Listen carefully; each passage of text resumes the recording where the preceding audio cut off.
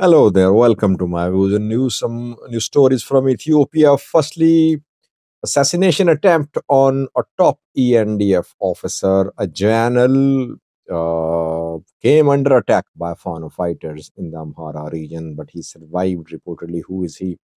Secondly, heavy fighting in a town in Gurjam for the last 2 days between Fano and military. Fano fighters entered this town, later they withdrew. Fighting being reported there. Thirdly, Member of Parliament has exploded, criticizing the Ethiopian government.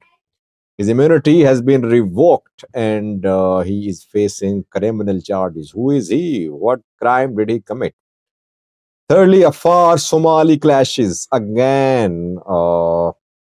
Reported in an area on a far Somali border.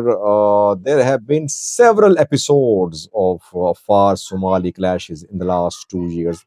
For several years, clashes have been ongoing, mainly a territorial dispute. Firstly, viewers, an Ethiopian general came under attack in the Amhara region, but he narrowly escaped. Two Fano fighters managed to carry out an attack. The convoy of the general was ambushed by Fano fighters. It happened in North Shoa zone of the Amhara region. In North Shoa, there is Shoarobit, one of main cities in North Shoa is Shoarobit. And the general was visiting Shoarobit prison when he came under attack. In the vicinity of Shoarobit prison, the convoy was ambushed by Fano fighters who had intelligence about the movement of the convoy. In the clash, people injured on both sides, but the general managed to escape. Reportedly, he managed to survive. It is being confirmed to us that the general, a top ENDF officer of the rank of Major General, is alive. Fano fighters yesterday claimed to have killed two colonels of Ethiopian military in South Gondar, but evidence is missing. We have not seen any evidence of the death of these two colonels. Sometimes these claims are made to balance the situation because now foreign fighters are under pressure. They are suffering losses because of drone strikes. Maybe they want to give this impression that they are also inflicting losses on military, but the death of two colonels could not be confirmed. I've been able to confirm only this attack on the channel near Shorobit. By the way, Shorobit to Rasa Road is still closed. Rasa has been the stronghold of Fano fighters, show of Fano fighters, and military has launched several operations in the vicinity of Rasa, but Fano fighters still have presence close to Rasa. Rasa Shorobit Road closed for several days. And we got a fresh report this morning, the report that the road is still closed. Later, they retreated. Reportedly, heavy fighting erupted there. Paris Beth, which is the main city in Diga Demote. Diga Demote is the place where some drone strikes were conducted a few weeks ago. And Paris Beth is the main city in Diga Demote. Fano fighters managed to enter Diga Demote before that military withdrew reportedly. Military cannot remain deployed to each and every town and city of the Amhara region. Military has to relocate. And wherever military withdraws, Fano fighters enter. That is what happened in Diga Remote in Faris Belt. The military withdrew from Faris Belt. Fano fighters entered there, and Fano fighters stormed government installations. Military then returned. There was fighting. Fano fighters had to retreat from Faris Belt. The fighting went on in the outskirts of Faris Belt too for several hours, reportedly yesterday.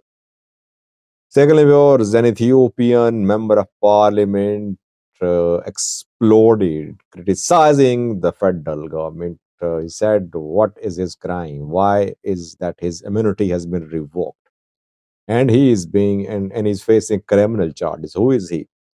Tarikan Dagfe, the name of this MP, is from Central Ethiopian region. Gurage zone.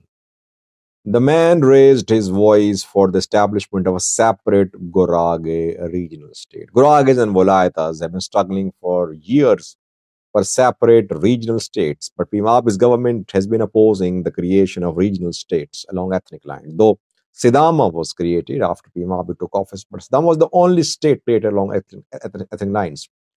After that, we saw that other regions being created are being named not along ethnic lines. Like Central Ethiopian region was established this year, and I think Gurage is part of this Central Ethiopian region, if I'm not wrong. And Tarikan Dagafe has been making efforts for a separate Gurage state. That is why he was arrested. His immunity has been revoked. He has written a letter saying what is his crime. What crime did he commit? His only crime is that he disagreed with government's arrangement. Government did not create a separate Gurage state. And government made Gurage part of the new regional state. SNNPR has been split into two regional states now.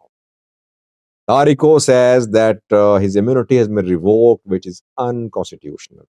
He has not committed any crime. Oh, if those who are part of the government, they cannot take a position different from the government position. If they do so, they are arrested. They are shown as if they are terrorists, as if they are extremists, as if they are criminals. That would happen in the case of Dandia, in the case of Tariq and Dagfe. So where government people who are part of government are not allowed to speak freely. You can imagine the restraints, the restrictions on opposition parties. There is no opposition in Ethiopia, by the way. Some Ethiopian opposition parties spoke yesterday criticizing the appointment of new election commissioner. Nebe has a new chief now, National Election Board of Ethiopia, but Abiy's government did not consult the opposition parties. So opposition is nowhere to be seen. That is why Ethiopia is not a true working democracy. 2020 election was contested by PM Abiy unopposed. All opposition boycotted. Even now there is no opposition because the opposition is not allowed to work freely. And those who are part of the government, part of PP, they are not allowed to express their views freely. Whoever contests government's position is arrested. Thirdly, viewers, Afar Somali clashes. Again, we have done several videos in the last 2 years about clashes between these two ethnic groups, mainly over three disputed territories, Adato, Ndofo, Garbai, say. Afar is accused Somalis that Somalis are backed by Djibouti Somalis. And we've seen several rounds of clashes in which dozens killed on both sides. Now, reportedly, there was heavy fighting between Afar and Somalis in Girani. Girani is again on Afar Somali border. Unknown number of casualties.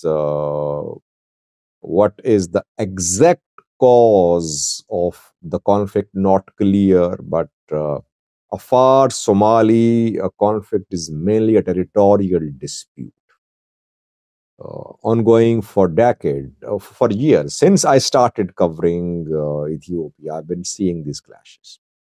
And despite several rounds of talks between the two sides, between the elders of the two sides, between the two sides with mediation of federal government, nothing has changed.